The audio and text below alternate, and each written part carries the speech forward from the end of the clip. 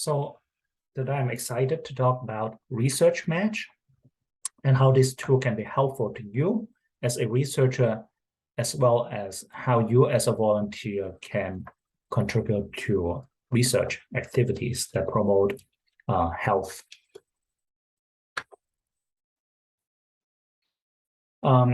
So I will be spearheading the effort to promote ResearchMatch around a community of UVA. I'm a member of iThrive. iThrive is a CTSA grant that the PI is at UVA are Karen Johnston and Don Brown.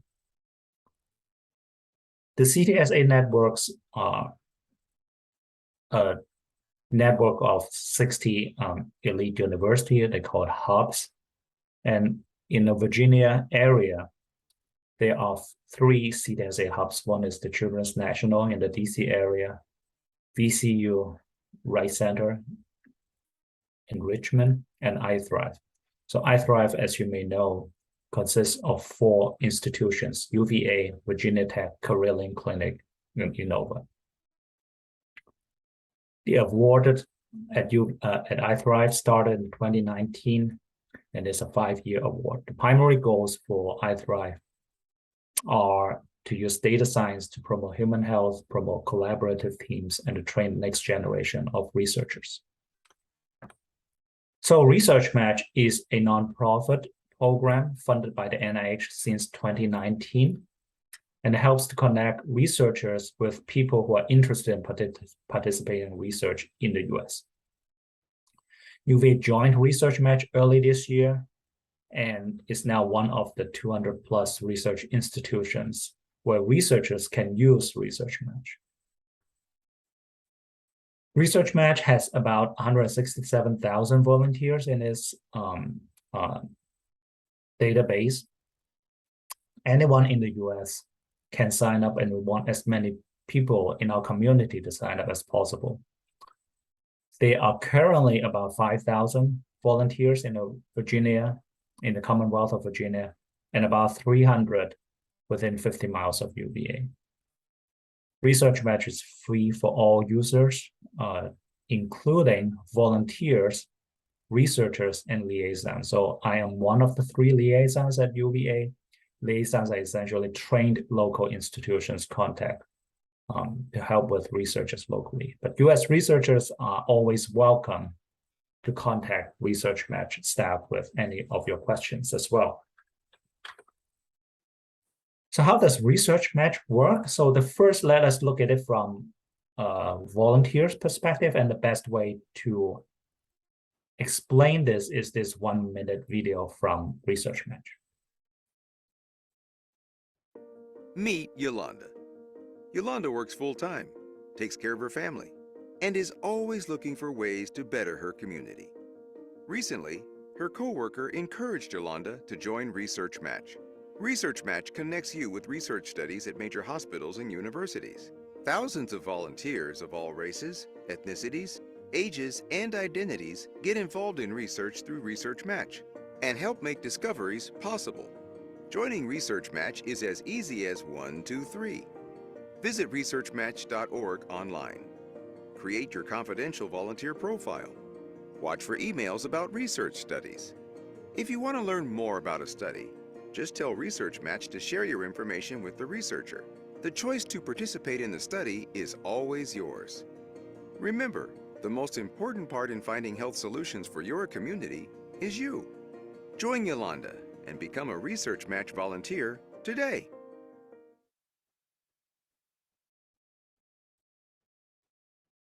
Okay, so let us look at ResearchMatch now from the researcher's perspective.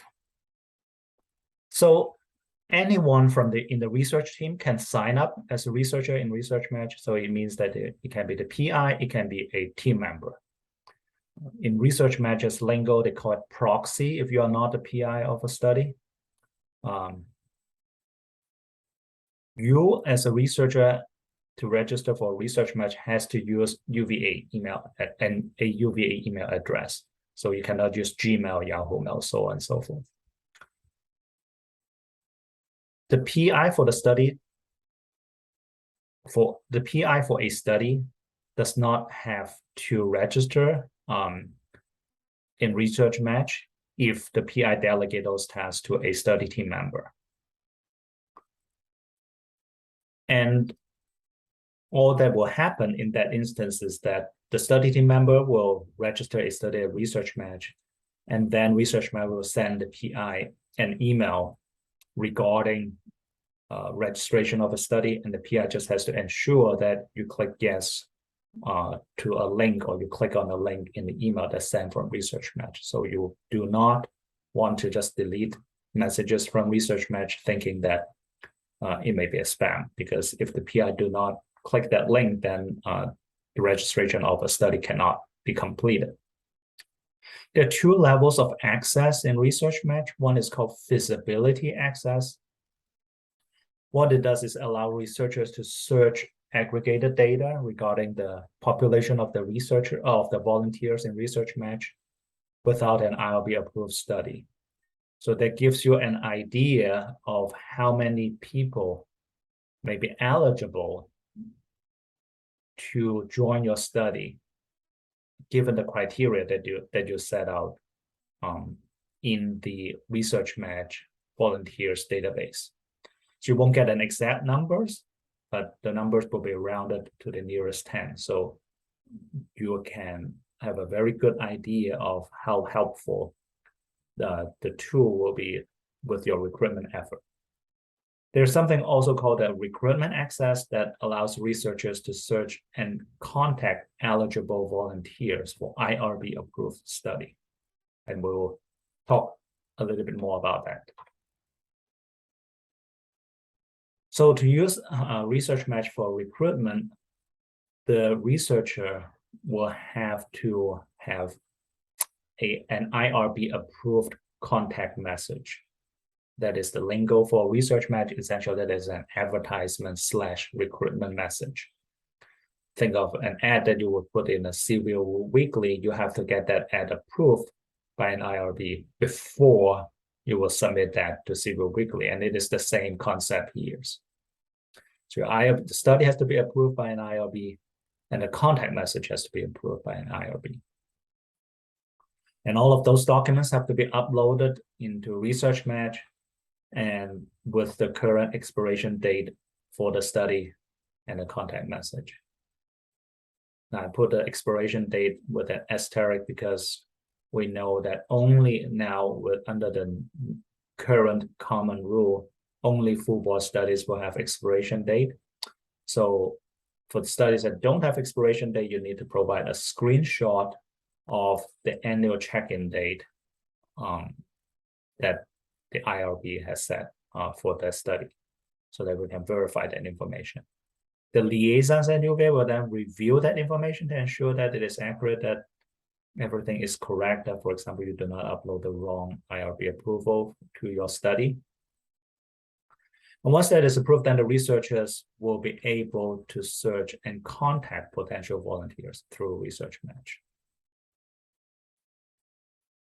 The way that works is that the researcher identifies volunteers pool, or what kind of search they would like to have. For example, only male within a certain age with this particular health condition, so on and so forth.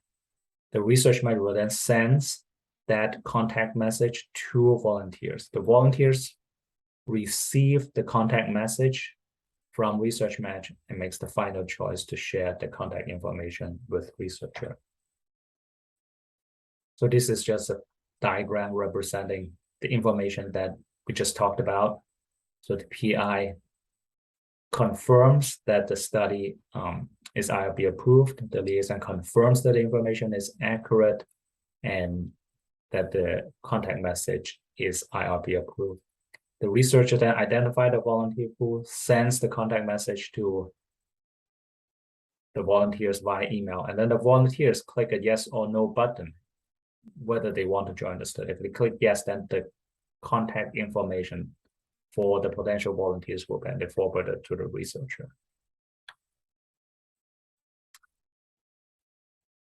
A few talking points about the contact message. The ResearchMatch has some specific requirements for the contact messages. The contact message can be posted in Spanish, but ResearchMatch will not do the translation. So what you need to do is to get the contact message in Spanish approved by the IRB of record. And then you upload that information to ResearchMatch. The templates and instructions for the ResearchMatch contact message is available